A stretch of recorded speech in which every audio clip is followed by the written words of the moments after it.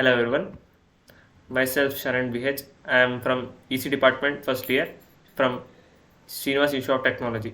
Today I am talking about the multifunction dress dryer.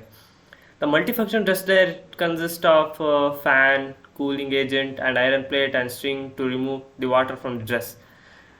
And all are combined, it works easily in the multiple function dress dryer. Basically, first we hang the dress into the stand of the device or machine of multifunction dress dryer. The stand automatically goes inside the device, then the dress hanged to the string.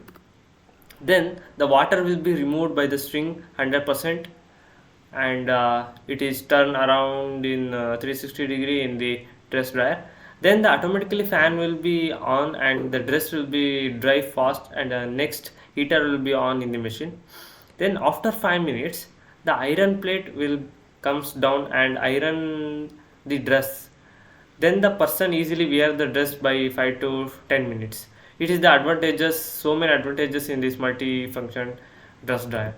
The components will be used in the multifunction dress dryer: fan with heat element, iron plate, string to handle the rotating the dress.